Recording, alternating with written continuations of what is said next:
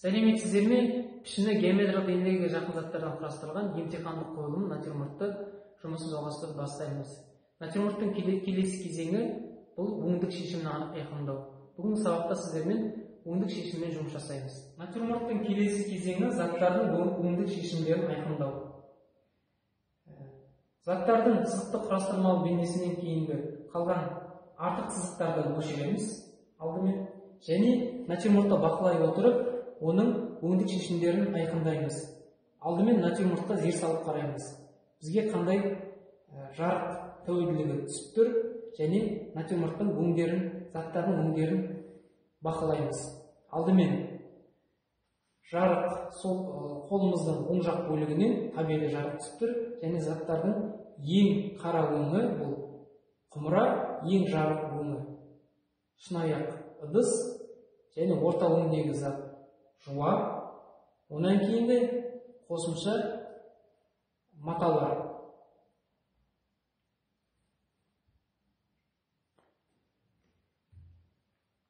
Заттардың артық сызықтарын алдық, енді штрихтауды бастаймыз. Штрих бұл бірнеше сызықтардың қалған жиынтық. Штрихтар әр затқа әртүрлі болып пішініне сәйкес беріледі.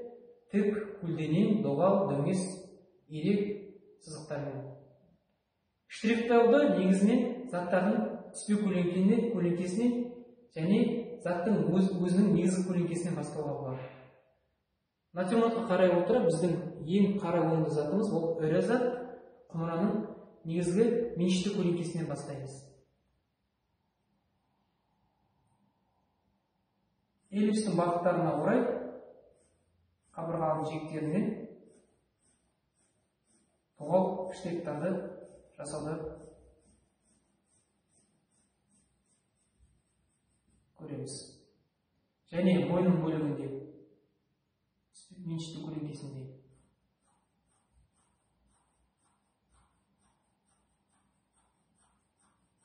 көлбеу штрихтар жасаймыз.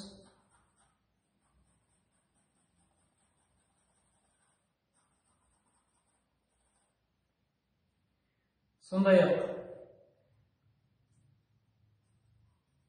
түспе көлеңкенің штрихтарын көрсетіп қоюға болады.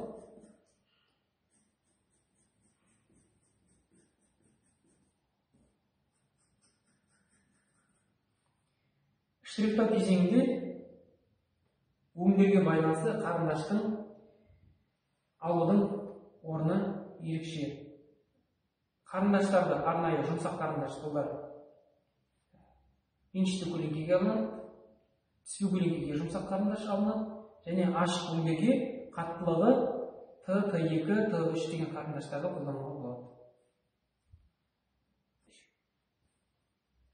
Штрихтауды жалғастырып, қарындашты қатты баспай, орташа Т2 деген қарындашпен жұмыс жасаймыз.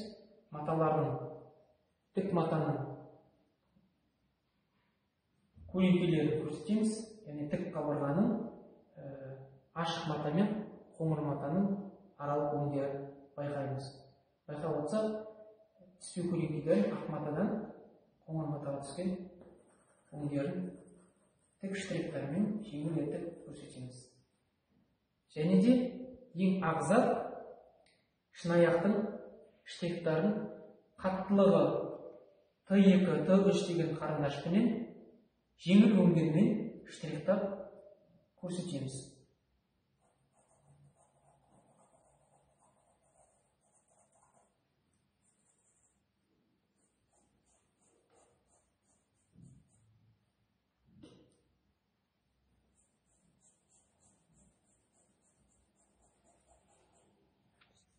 Натюрморттың штрихтарын жалғастыра отырып, біздер әрбір заттың негізгі өңдерін көрсеттік.